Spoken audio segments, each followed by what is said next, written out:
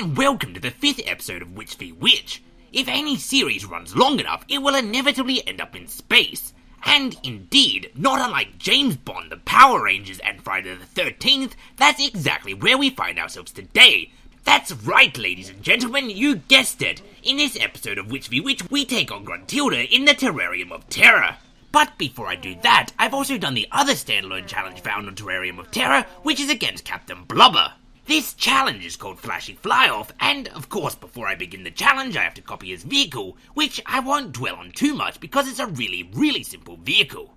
The only thing even slightly worth mentioning is that Captain Blubber is considerably larger than Banjo, which means that Captain Blubber's seat is considerably larger than Banjo's seat, so all I did is basically fill in these spaces that Blubber's seat would have taken up with light blocks, and painted them green to kind of look like a sofa.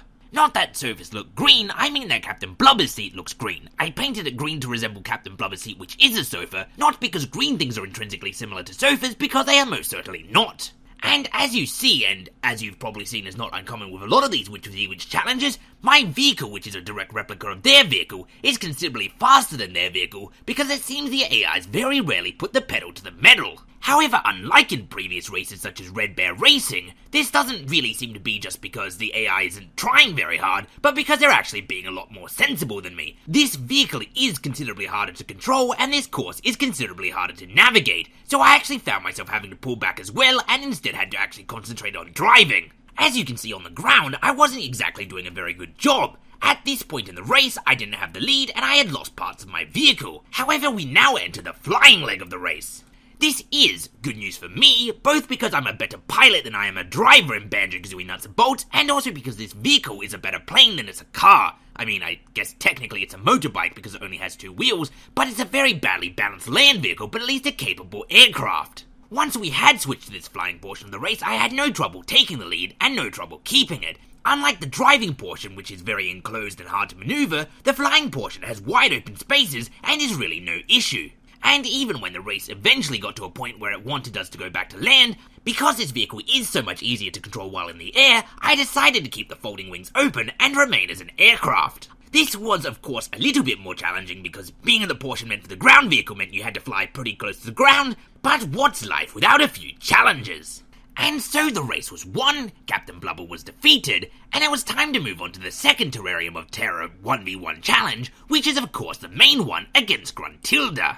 This challenge is called Unpleasant Fat Oaf, and it really blows. And I mean that both in the sense that it sucks, as in it's unenjoyable, and also that it literally blows because Gruntilda blows you away in it. Very diverse this English language is. So first up, replicating her vehicle. To copy Gruntilda's vehicle in this challenge was both rather difficult, but also rather easy, both for the same reasons, namely that her vehicle turns invisible. Getting close enough to her vehicle to take good reference photos before it turned invisible or before she blew you away from it was rather difficult, but getting a photo of her vehicle while semi-transparent was actually very helpful because you could actually see exactly what was under the hood. However, what was under her hood rather surprised me because it was definitely far from what I expected. Gruntilda's vehicle in this challenge has absolutely no suck and blows on it, which means that it really should not be able to do this. I always assumed that what was blowing you away in this challenge was a suck and blow, albeit a way too powerful one, but it seems to be that what is actually blowing you away is her horn, which is rather disappointing for us who are creating a direct replica of her vehicle, because our horn is not exactly good for anything. It will scare away a ghost, but it certainly won't do this. What this means is entering into this challenge we have no weapons, and we have no defenses, except for our invisibility, which half the time it seems that the AIs are capable of seeing through, pun entirely intended, and we have to take down a vehicle with an impossibly powerful item that defies the game's logic, and sometimes doesn't even appear to come from Gruntilda's vehicle. So was I able to defeat Gruntilda in this Witch v Witch challenge, Unpleasant Fat Oaf, within a jiggy time? God no. No, not even close. It was so far off it's almost unbelievable. In fact, it was so long that I'm not even going to show the entire challenge here, because its pacing wouldn't even fit in with the rest of this series. I'll upload the fight in its entirety as an unlisted video and put it in the description if anyone wants to actually watch. Without any weapons at my disposal, my pretty much only course of action was to try to cause damage to a vehicle by ramming it with mine. However, unfortunately, considering both of our vehicles are exactly the same, they've both got the exact same weight and speed and parts, so any damage done to Gruntilda's vehicle was also done to mine. However, her vehicle also has the inexplicable power to send my vehicle careening across the map, so Gruntilda's vehicle actually has the power to do considerably more damage to my vehicle than my vehicle to hers. After it became fairly apparent that this method was failing, I decided instead to try to ground her vehicle, and once forced onto the ground to get out of my vehicle and just beat the living heck out of her with my wrench. Some might say that that's not exactly sporting in a fair competition, but she's already using her inexplicable magic horn to blow me across the map, so at this point I'm not exactly caring about fair. It was during this time that the time ticked from being a jiggy time to a music note time, and I realised that I failed to achieve victory. However, not unlike the Avengers vowing to take down their enemies even if all had already been lost, I was still steadfast in my determination to beat Gruntilda, even if it was no longer going to win me anything.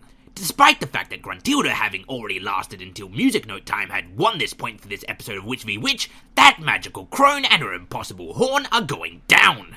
A conviction I became admittedly slightly less certain of at the 10-minute and 14-second mark. That's right, folks, it's still going, when she not only blew me away very powerfully, but so powerfully that she blew the pilot seat directly out of my vehicle. And the vehicle was lost. I honestly don't know where it ended up. Not unlike my patience and enjoyment of Smallville in the later seasons, it had just disappeared.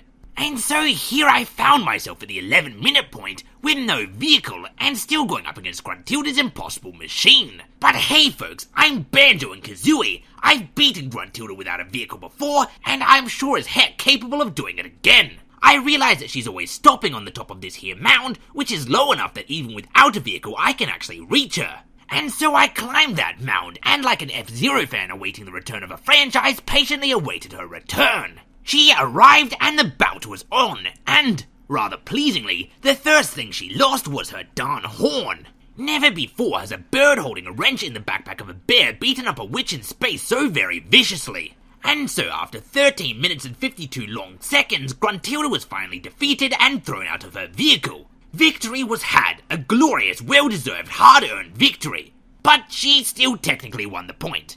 If you yourself would like to attempt either of these two Witch v Witch challenges, and maybe achieve victory in a jiggy time, at the end of this video, which is pretty much now when I stop talking, there'll be the layer by layer of both vehicles. And with all of that said and done, as always, thanks for watching, and until next time, I have been and still am Grim Grindle.